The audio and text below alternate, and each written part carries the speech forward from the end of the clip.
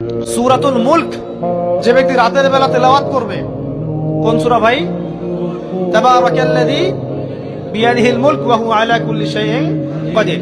এই সূরা যে ব্যক্তি রাতের বেলা করে তেলাওয়াত করবে, ইনশাআল্লাহ সূরা মুলকও কবরে তার সাথে থাকবে এবং কবর আযাব থেকে সূরা মুলক তাকে বাঁচাবে ইনশাআল্লাহ। নবীজি বলেছে সাল্লাল্লাহু আলাইহি ওয়াসাল্লাম, কোন মেয়ে যদি ছেলের পোশাকও পরে, মানে ছেলের মতো শার্ট, ছেলের মতো প্যান্ট, জিন্স, গেঞ্জি, টি শার্ট, নাউজুবিল্লাহ, তাহলে নবীজি বলছেন ওই মেয়ের উপরে আমার অভিশাপ। আপনার একটা সেজদা, যে সেজদা আপনি চোখের পানি ঢেলে দিয়েছেন আল্লাহর কাছে, যে আল্লাহ আমার ভুলগুলো তুমি মাফ করে দাও, আমার তওবা তুমি কবুল করো, ইনশাআল্লাহ দেখবেন ওই একটা সেজদা যদি কবুল হয়ে যায়, আল্লাহ পাক আপনার সব গুনাহ মাফ করে দিবেন ইনশাআল্লাহ।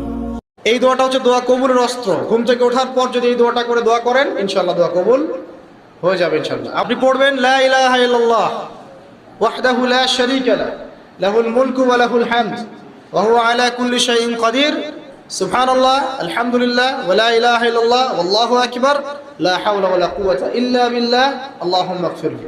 এটা পড়ার পরে হাত তুলে দোয়া করেন, যা দোয়া করবেন তাই পাবেন ইনশাআল্লাহ। বিশ্বাস খুব ইম্পর্টেন্ট। আমি তো বলি যে ভালোবাসার চেয়ে বিশ্বাস বেশি ইম্পর্টেন্ট। কারণ আগে ঈমান না আগে আমল? কোনটা আগে? ঈমান মানে কি? বিশ্বাস না? আগে বিশ্বাস, তারপরে না আমল? ভালোবাসা একটা আমল, আর বিশ্বাসটা কি? ঈমান। আমার প্রতি যদি আপনার ঈমান না থাকে, তাহলে আপনি আমাকে ভালোবাসবেন কিভাবে? বিশ্বাস থাকতে হবে।